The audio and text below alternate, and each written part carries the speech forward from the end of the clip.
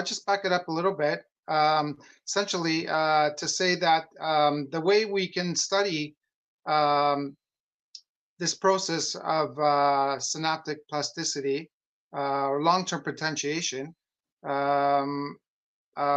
is using model brain slices. When you activate synapses, so when there's a lot of activity that is happening, that can actually potentiate the strength of the synapse, and that's done via NMDA receptors. They're absolutely required for this process, and that's what the figure on the lower right is showing, is that if you block these receptors, you cannot get long-term potentiation of responses. And so the way you can think of this is an analogy that Graham likes to use, is that the more often you go to the gym, the more you strengthen your muscle. Same applies for synapses. The more active they are, the more that they will potentiate. So I'm going to skip that. We've already heard a little bit about some of the properties of NMDA receptors, and they are quite unusual because not only do they require glutamate to bind, but you also need to remove this magnesium blockade. And so they are unique, and they're absolutely critical for controlling the strength of the synapse. Synaptic plasticity is what we call it. And you can think of it as equivalent to learning or information storage. And the NMDA receptor will also effectively control how much communication is going across the synapse. So the NMDA receptor does need to be very tightly regulated. Oops. Let's go back. You can strengthen the synapses, and that was the process of long-term potentiation that I was just discussing. And there's also a counterpart to that, which is called long-term depression or weakening of the synapses. And normally, synapses operate within this range of strength. What can happen is that if synapses are not properly regulated, and that can be because of NMDA receptors not working properly or other gene products not working properly, is that if synapses are underactivated, for example, you can lose these synapses, and that can lead to disorders such as Alzheimer's disease and depression. The opposite can also happen when you overactivate synapses. That can lead to epilepsy or chronic pain. And one of the methods that, of course, is important to work on is finding new drugs and modulators that can control the NMDA receptor activity and put it back into this normal operating range. We did hear about memantine, which is being used for late-stage Alzheimer's disease, and also ketamine, which is being used as a antidepressant. So it's important to understand the way that NMDA receptors go wrong in disorders in order to properly target therapies. And now we're learning more about the detailed structure of the NMDA receptor and how variants can contribute to disease. This will be discussed in more detail by Dr. Furukawa. Thank you.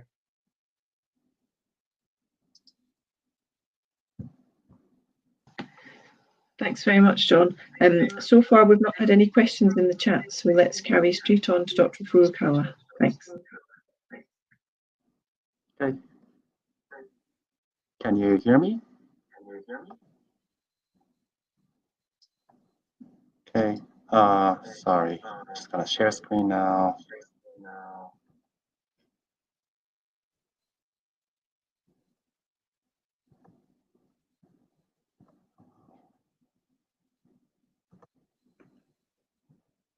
Okay, so if you could see the screen, I'm going to start my presentation. So thank you so much for having me in this GRIN conference. My name is Hiro Furukawa, and our mission in my lab is to visualize NMDA receptors at atomic resolution. What I mean by atoms, NMDA receptors are made out of amino acids, and amino acids are made out of atoms. So to visualize atoms, you can not only understand the shape of NMDA receptors, which looks like that in the arrow, okay, but you could also help develop therapeutic compounds. We could actually visualize compounds that are binding to NMDA receptors just like that. Again, this is all happening in the past 14 years in my professorship at Cold Spring Harbor Laboratory, which is right outside of New York City.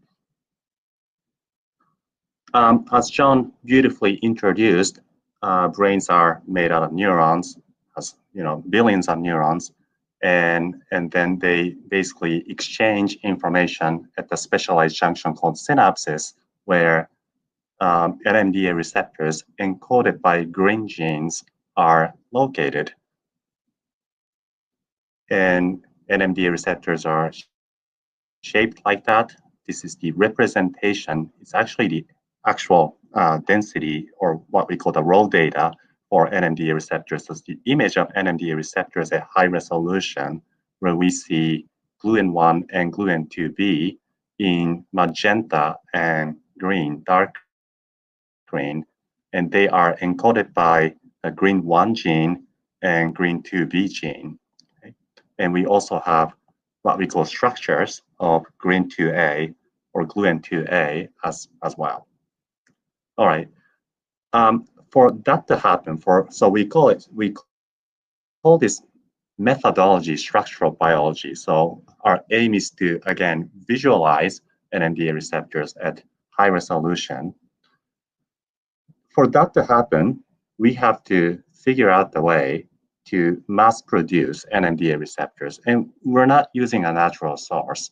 We have GRIN genes in the form of DNA, and we incorporate DNA, for example, GRIN1 and GRIN2B DNA, we incorporate them into mammalian cell cultures instead of the brain, and let the mammalian cell culture produce NMDA receptors. And we extract and purify them, and then apply a technology recently called cryo microscopy or electron microscopy. So we're using an electron microscopy technique to visualize those. And then we need to have a way to interpret structures. Yeah, sure. The first question then was about whether we can see anything around loss or gain of function manifesting directly in NMDA receptors. Does anyone want to have a go at that? Yeah, so certainly we can record from we can isolate NMDA receptor mediated currents and establish whether there's increased function. We can also run long-term potentiation assays to as long as the receptors are there, we can establish whether they're contributing more or less to the assay that we measure in brain slices. So there are several ways. But so the structure of the NMDA receptor itself is unchanged, but the function is different depending whether it's a gain or a loss of function variant affecting it. Would that be fair to say? I suspect you could probably have both situations. Okay, thank you. So the bottom line, and I'm really sorry about the technical issues. I was supposed to have movies here, but the bottom line is that we can now mass produce NMDA receptors recombinantly. So it could be a wild type, regular NMDA receptors, or the mutated NMDA receptor variants, so we could just mass produce them and visualize them under microscope. The type of microscope we're talking about here is electron microscope. Okay. So what we end up doing is to basically just purify NMDA receptors. And if you could see the screen, this is the representation of NMDA receptor images under a microscope. So you can see black dots. So those are NMDA receptor protein molecules in various orientations. So what we end up doing is to pick them up one by one. So we typically collect about million, I'm going to call it particles, million NMDA receptor particles in random orientations, and average those, and you can start to see the features of NMDA receptors, which looks like that.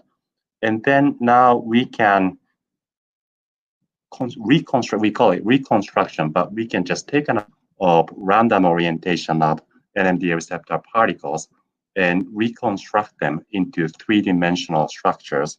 And we can attain atomic resolution. So we can see atom by atom structures, which looks like that.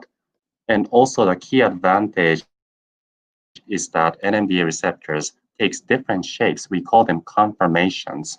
And conformation movements are extremely important. And again, sorry for the technical difficulties. The movie isn't working now. But the bottom line is that we can actually see the pattern of NMDA receptor molecules moving when it's activating and when it's inhibiting, right? And the reason these structures are useful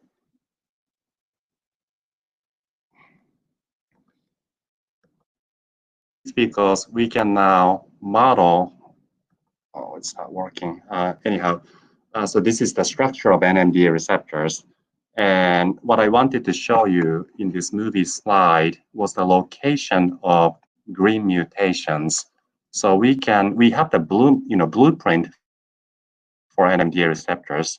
Okay, now again, we can visualize them at the atomic resolution. What it means is that we can now locate where the particular green mutations are within the context of the structure. For example, the recent mutation that we've been working on, which is methionine 812 to leucine, is located here. So we can actually pinpoint where the residue of mutated site is. And what it allows us to do is to really figure out what it does in terms of NMDA receptor movement or basically function. So we can explain why this particular mutation is positively, we call it potentiation, upregulating NMDA receptor activity. And we're basically just hoping to do that for every single mutations that are available, that are happening. And then hopefully we can come up with a way to regulate the kind of abnormal way of moving NMDA receptors. The reason I'm saying that is that we can now also visualize compounds that are binding specifically to each individual domains. Like for example, if your mutation is, for example, located here, and if it's affecting the area called ATD, then there's also a compound that binds the amino terminal domain. So we might be able to regulate or fine-tune the activity of NMDA receptors. So again, my apology for the technical difficulty. I'm gonna try to find a way to upload the movie file later on. But the take-home message is that our mission is to visualize NMDA receptors at atomic resolution, and that would allow us to understand how green mutation is affecting the function of normal NMDA receptors. And also, we can see the compound or therapeutic compound, so that would also allow us to develop compound or novel compounds that specifically target the receptors that are problematic. So with that, I like to also, so this is my scientist at Cold Spring Harbor Lab, people who are actually tackling NMDA receptor questions. Some of the work that I presented now was done by some alumni members who basically just went out and doing the independent research. I wanted to also mention about the funding sources, especially Austin's Purpose, which is now a part of Cure Green Foundation. Austin is from Long Island, and this is the beautiful picture of Austin and his family, Paul and Awilda. Austin is now 17, and he has a Green 2A variant. And it's been an honor to be working with Austin for the past 6 years, I believe. And then just really happy that we're making some progress to understand his mutation and the structure and the collaborators. Thank you so much, and I'm happy to take any questions. Thank you very much for that. I think the slides got at the end again, but we could certainly see most of the NMDA receptor cartoons. And that's fascinating to think how much depth we can get into now, and thank you and your team for all the work that you've done on this so far. Very exciting to imagine where we might go next. We've got just a couple of minutes left now before we're going to get cut off. And there's one more question in the chat from somebody who would like to ask a question specifically about their child who is 10 months old and has a gain of function with epilepsy. This question would like to ask whether there's any specific drug recommendations. And I appreciate that it's difficult to, you're not going to be offering any clinical advice, but are there sort of what groups of drugs would be best to treat gain of function variants?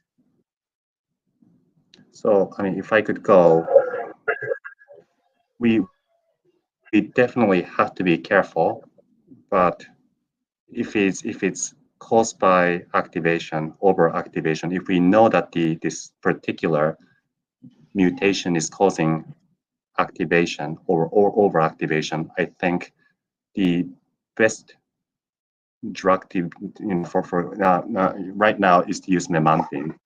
There are many names for memantine. It's the basic name. Depends on who makes it. Some company sells it as Nemanda. It was originally developed for Alzheimer's reagent. Okay, thank you very much. And it is the blocker of NMDA receptors. So, yes. Yes, I think there's going to be a lot more conversation at the next session after the break about gain of function and loss of function variants. So I'm sure anybody who's got related questions should log back into that one, which hopefully won't have the same gremlins as we've had, and be able to hear a lot more. I think that's us. We've come to time, so I think we have to say goodbye very shortly. But thank you both very much for your presentations today and for the work that you and your teams continue to do on behalf of all of our GRIN families around the world. Thank you very much.